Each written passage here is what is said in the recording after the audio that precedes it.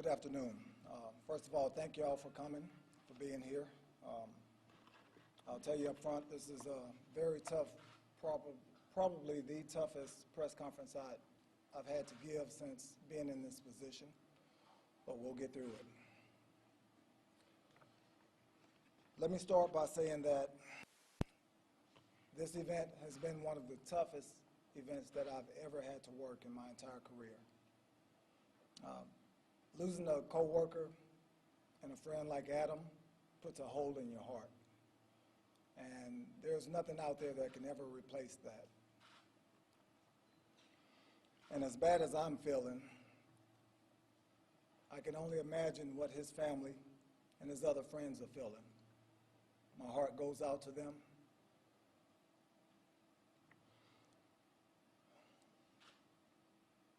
And although this is a very tough time for our agency, for our profession, for our city and our state, I would be remiss if I did not thank our partners and friends in law enforcement.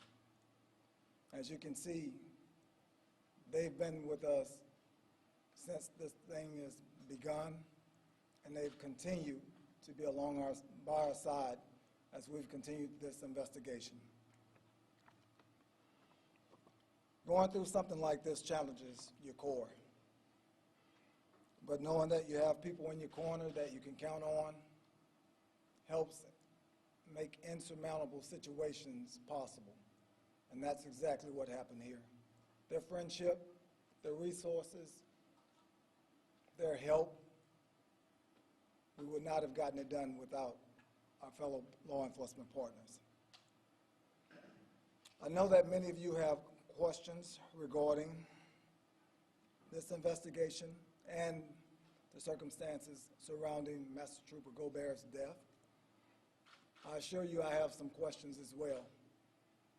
And one of the toughest things that I've had to realize with being an agency head in this position, especially during these type of events, is that I've got to allow my personnel to perform their duties.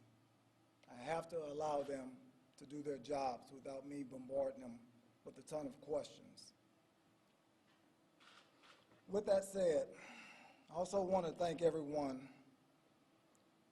that's working on this investigation.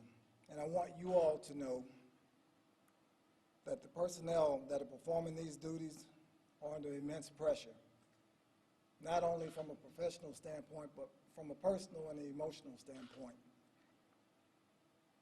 Each time that they touch any part of this investigation, they're reliving Master Trooper Gaubert's death over and over again.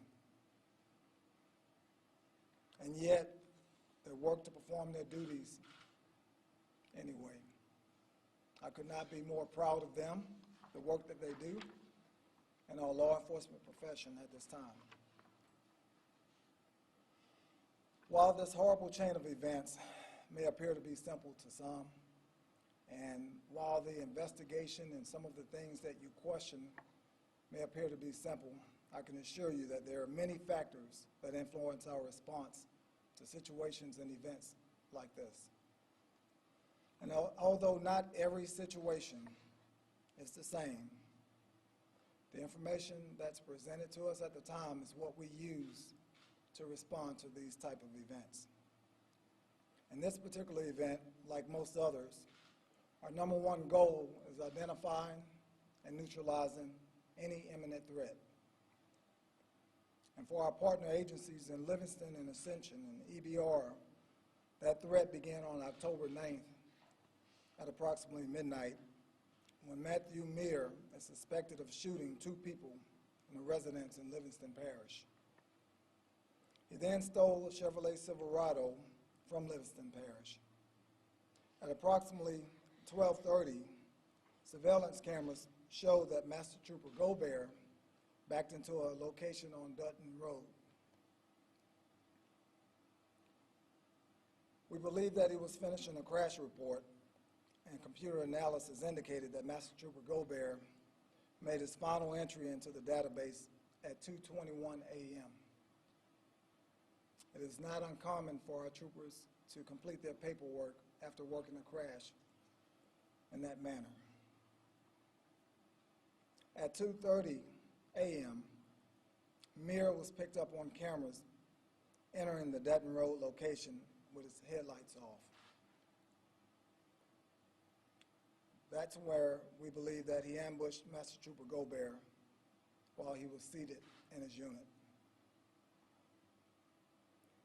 We also believe that Mir came to the Dutton Road location in order to stage for the shooting that he is expecting of committing at a nearby residence in Ascension Parish. He then shoots and is suspected of killing one person at that residence and critically wounding another. Afterwards, Mir left the scene in that Silverado. Just after 5 a.m., one of our Troop A troopers was en route to back up another trooper when he encountered Mir on LA 42 west of LA 73. The Silverado was in front of our trooper, and our trooper activated his emergency lights in order to notify the driver to move to another lane. Upon seeing the lights, Mir begins firing at our trooper, then accelerated at a high rate of speed. At that point, our trooper initiated a pursuit. At this time, the outgoing night shift and day shift all diverted their attention to this pursuit and this incident. The vehicle continued further and stopped in a shopping mall at a parking lot on LA 73 at Hoosier 2 Road in East Baton Rouge Parish, where Mir continued to fire our trooper. The trooper returned fire and was not struck by any of the rounds by Mir. However, one round struck the center of the trooper's windshield and another round struck the grill. We are continuing to investigate to see if there are any other rounds located in that vehicle. Detectives later discovered Mir's unoccupied vehicle at a dead end at Hoosier 2 Road with gunshot damage. Mir successfully escaped from the pursuit and entered a large, heavily wooded area in that general area. Troop A shifts were changing shifts at the time. The outgoing shift stayed over to begin actively engaged because they were actively engaged in that particular pursuit. As a note, during the response of pursuits, trooper-involved shootings and manhunts, radio traffic was suspended for emergency broadcast only, and units were not calling themselves off-duty or making any other calls that were not of emergency nature. It is our radio protocol during these types of events for our personnel that are not involved in the immediate event to not communicate on the radio. So even if Adam was fine, because of the protocol in place, he would not have communicated on the net unless it would have been of an emergency nature. Several local agencies assisted in the search, which continued throughout the day.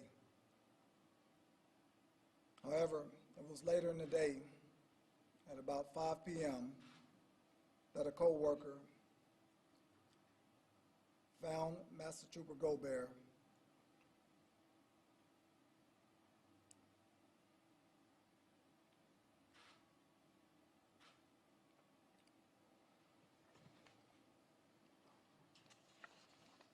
unresponsive in his vehicle.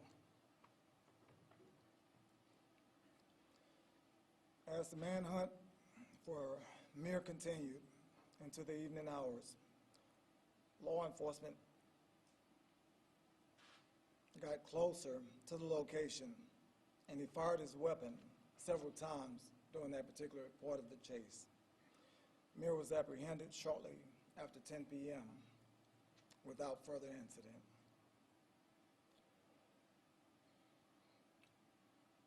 Muir suffered a canine bite and had a suspected self-inflicted gunshot wound to the leg. He was taken into custody, received medical attention, and was subsequently taken to a medical facility where he is undergoing surgery and is expected to be released later today. Detectives obtained a search warrant, an arrest warrant, in East Baton Rouge Parish for Muir for aggravated flight from an officer, attempted first-degree murder of a police officer. Additionally, arrest warrants obtained in Ascension Parish for aggravated flight, attempted first-degree murder of a police officer, and first-degree murder of a police officer. The investigation into the murder and both shootings of the civilians are being conducted by the Livingston and Ascension Parish Sheriff's Offices. Couple of notes. The time between the murder of Master Trooper Gaubert and the time he was found is absolutely unacceptable. And the results of this chaotic situation contributed to just that. However, the safety of our troopers, our officers, and our personnel is paramount. Due to these types of incidents and the nature of these events that occurred on October 9th, it created the perfect storm by which this happened. Following the shots fired, called the pursuing troopers, the radio traffic was held, which means that only extreme life or death radio traffic is communicated. This allows for the responding units to communicate effectively and efficiently in a safe manner. Due to this, units were not calling themselves off-duty or any other manner. This event has shown that redundant methods are necessary to ensure the safety of all of our personnel not actively engaged in these type of events. System improvements are currently underway, and they're currently being evaluated for immediate implementation utilizing expanded GPS coverage, dormant activity alerts, and redundant personnel tracking by supervisors and our communication staff. This is exactly why we sought to implement our computer-aided dispatch system that we're currently in the midst of implementing. We've known that we needed to make a change. We're in the process of making that change to better not only our technology, but increase the safety of our personnel. And as we continue to do so, we understand that we're not there yet.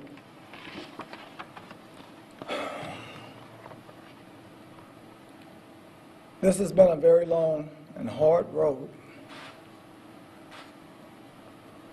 There is no worse feeling than to lose a coworker, lose a friend, lose anyone. But I can tell you that we're learning from this experience, we're getting better, and we're creating a better system for all of our employees as well as our public. My heart goes out to the families of those other victims. The acts committed by this guy is unimaginable. It's horrific. I cannot imagine what those families are going through, but I am feeling their pain. And that's why I felt we did, and we had to do everything possible to remove him from society. And that's exactly what we did. So thank you for being here. I'll open it up to questions.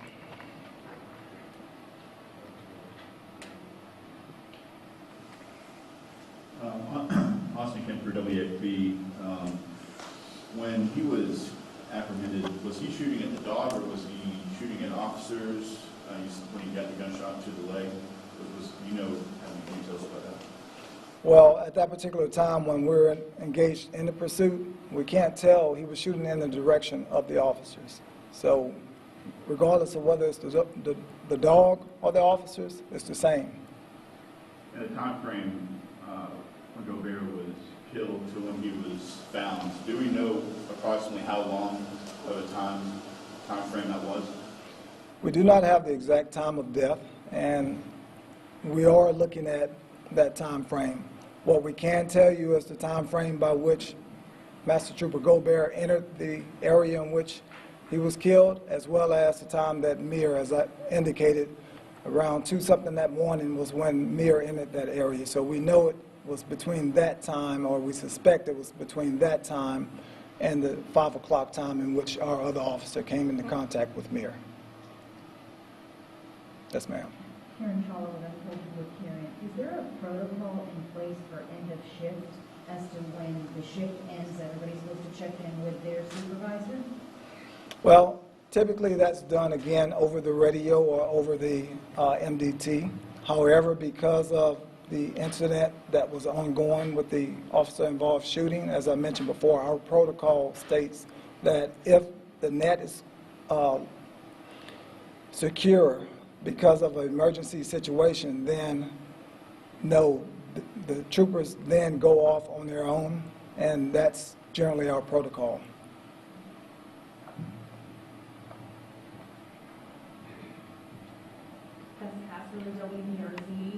Who was it that sort of realized that Trooper Gaubert had been unaccounted for? It was one of his co-workers, but we also received a call from a neighbor in that area who notified us that they had observed a state police vehicle or a vehicle with a driver unresponsive. Was he a part of the initial search for Mir?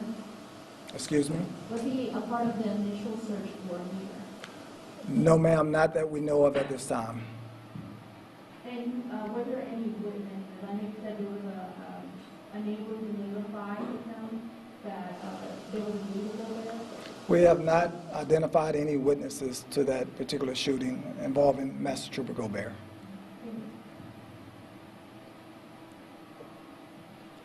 I know we don't know yet a motive for this but a recent report shows that ambush attacks on law enforcement up 91% this year.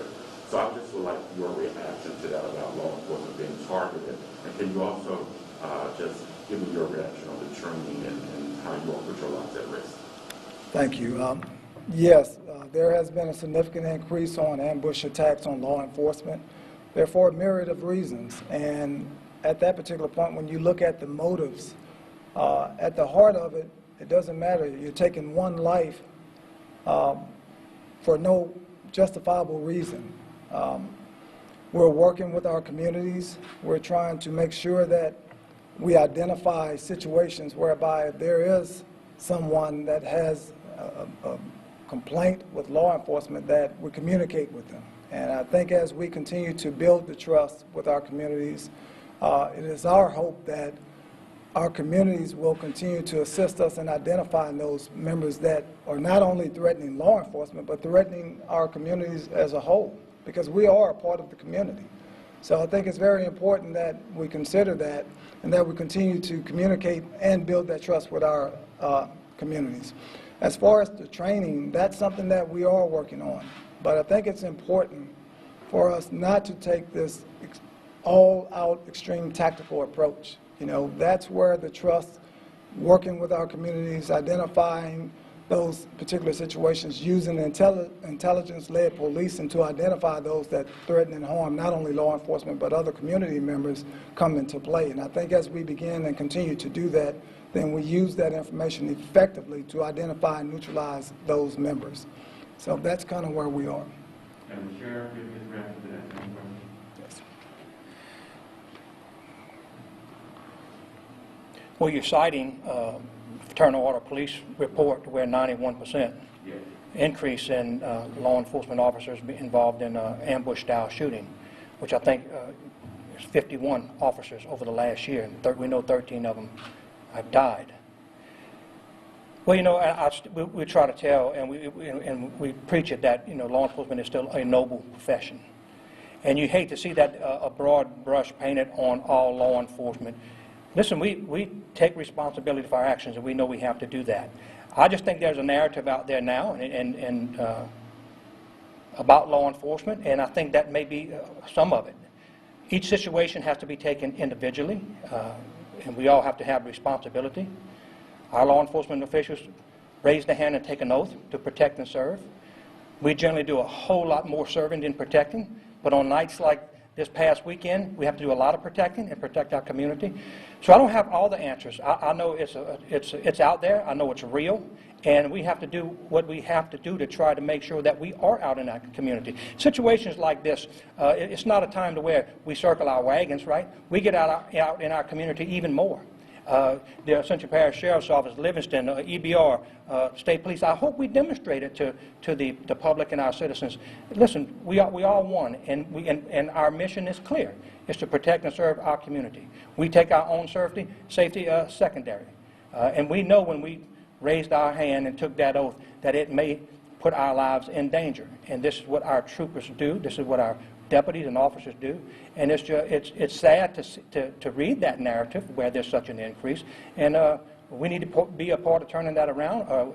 Training regiments do change, and we're a big part of that. I'm proud to say that we're going through an accreditation process, and we try to live by the best standards and the best policies and the best procedures, and we hope that our community will do the same thing and take personal responsibility for themselves also.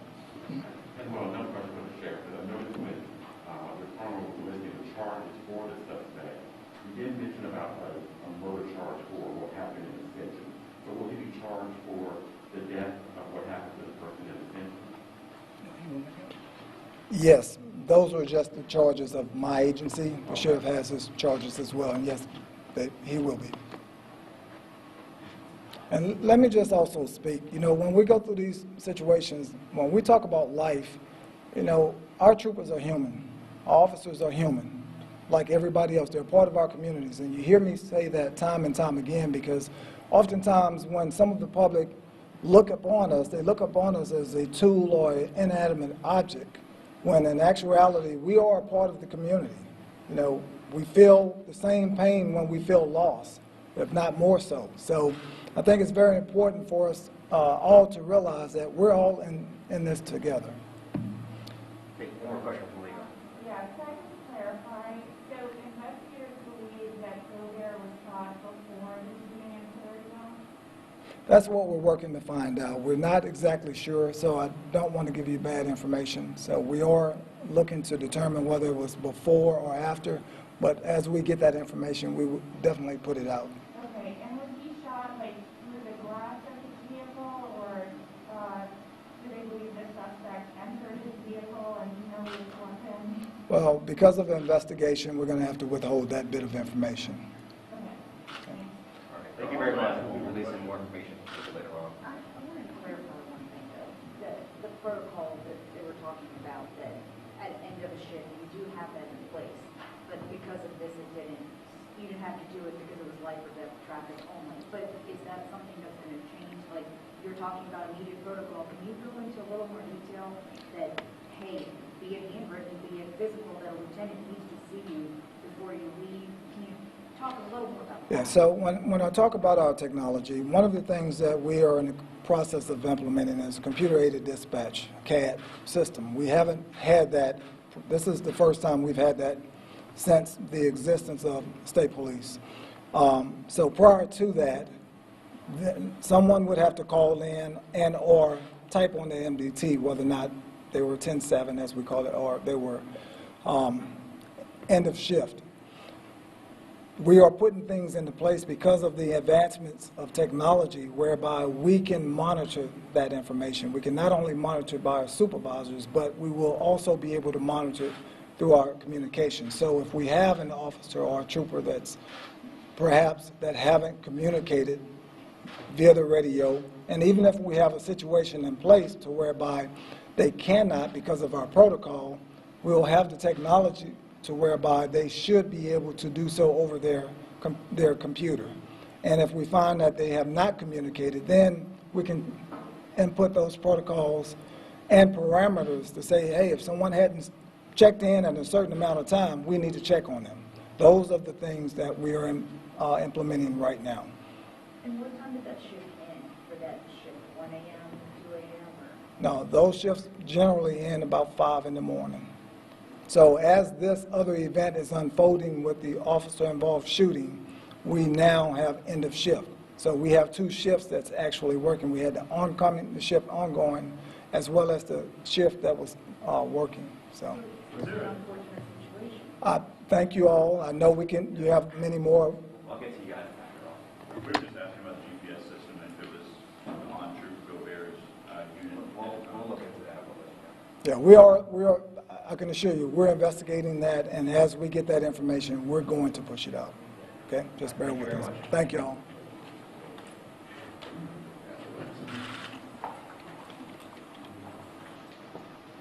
As soon as we have more information on the services and events planned throughout the week, we push that information out also.